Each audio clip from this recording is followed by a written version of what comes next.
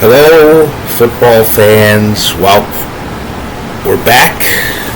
It's another crazy season, and we have to talk about the Jets. We have to.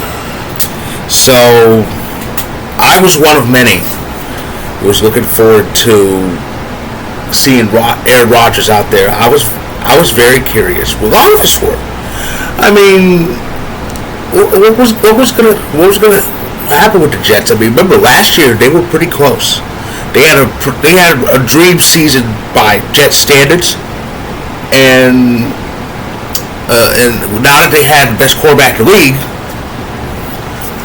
one just has to wonder where are they gonna go. Will they be in the playoffs? Will they be as a wild card? Will they win the division? Something they hadn't done since 2002, which is a long time, though the longest drop belongs to the Browns, but that's another story. And if they get to the playoffs, how far will they go? I think some were kind of seeing Super Bowl aspirations because, again, they had the GOAT.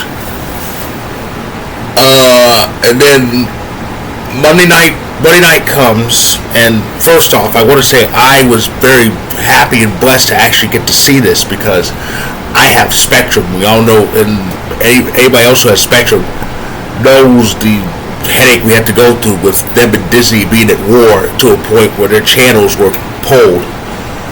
But that Monday morning, the war was over, so everything was everything.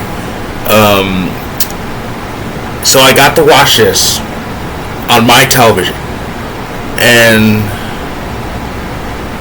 there was Rodgers coming out with the flag because it was 9/11. It was the anniversary, and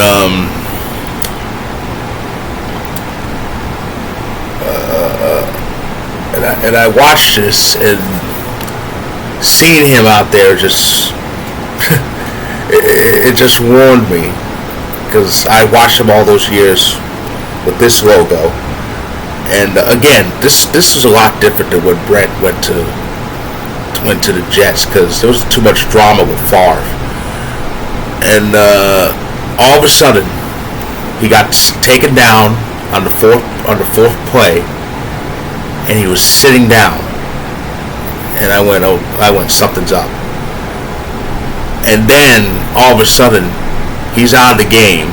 Zach Wilson's in, and he's in Rodgers in the tent, and then he's in the car. I go, oh no.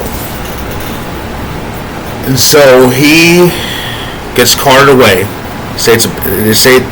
Originally they say it's the ankle. He won't be back for the rest of the game. I went, you kid? I went, oh my goodness. But I figured, well, he'll be back for next week because they're going to be in Dallas next week. Rodgers is going to want Rodgers is going to want one more chance to burn down Jerry World, like he had all his career. Of course, he won a Super Bowl there. But anyway, the Jets were kind of staggering, but they managed to come back out of it. It was in grand fashion too. Game went to overtime, which made me happy because I wanted overtime in Sunday's games. I didn't get it. And of course, the Bills won the toss, went 3 and out.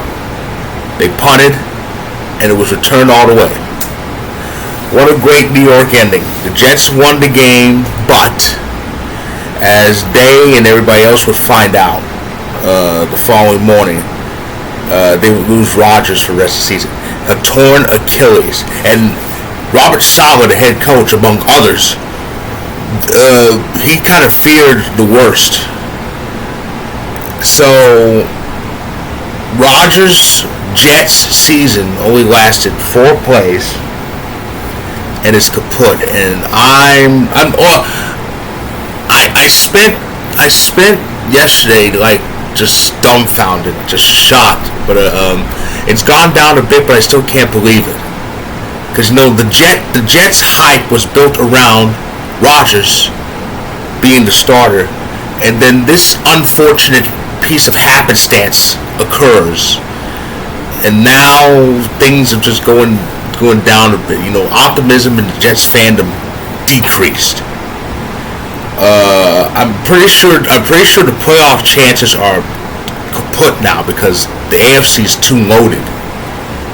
But who knows? I mean, they beat the Bills. I mean, the Bills no pushover. The Bills are are part of that AFC upper echelon, have been for the last like 3 years or so.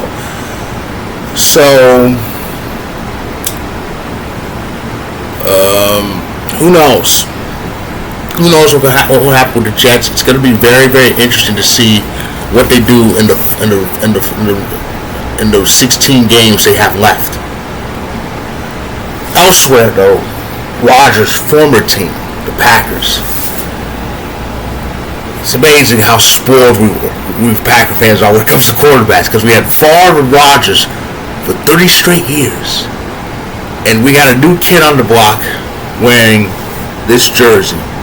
Jordan Alexander Love.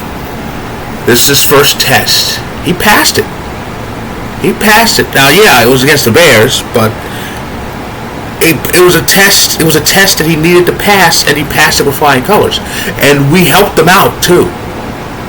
And Jordan Love had a pretty easy game, and not just because he was playing the Bears, but because again, it just came easy for him. The rest of us helped him out, and as a result, we're one up. We're in a better position than we were last year. And Love did what his mentor continued to do. He owned the Bears. Oh man, but yeah, it was great. And week 1 started with the Lions beating the Chiefs. The Chiefs team that had Travis Kelce out, though it could have been said that the Chiefs still should have won this game. And all those drop passes from the receivers, especially Kadarius Toney. And one of them led to that pick 6 that Mahomes threw. And I have to air quote threw because, when the receiver causes the interception, that's really not the quarterback's fault. But yeah, the Lions, this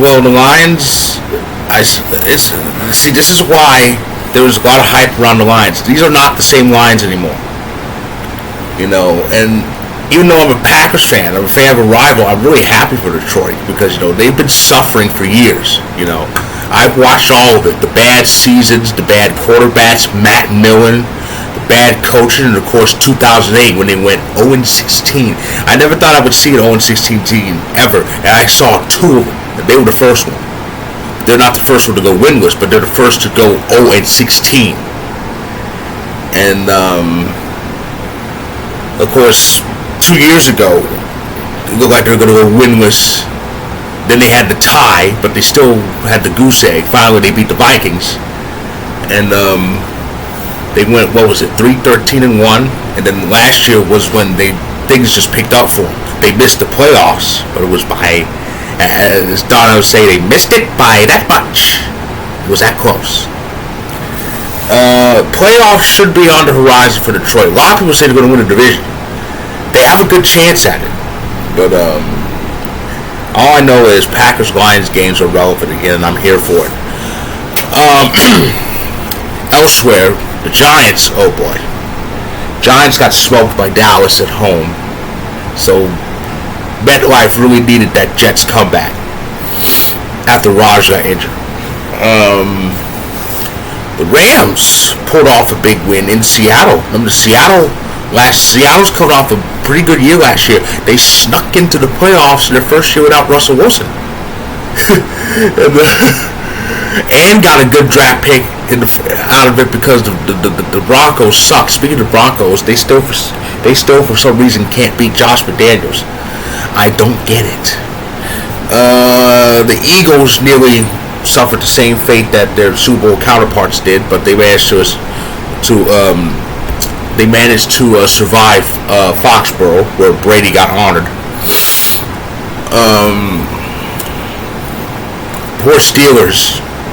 The poor Steelers got smoked. So did Cincinnati. The Browns, I can't believe the Browns just demolished Cincinnati. the three best teams in the American Football Conference, at least I consider them to be the best. I think a lot of them do. But the three best teams in the American Football Conference, Chiefs, Bengals, Bills, all lost. And that's something. The three top teams in the AFC, they all lost this week.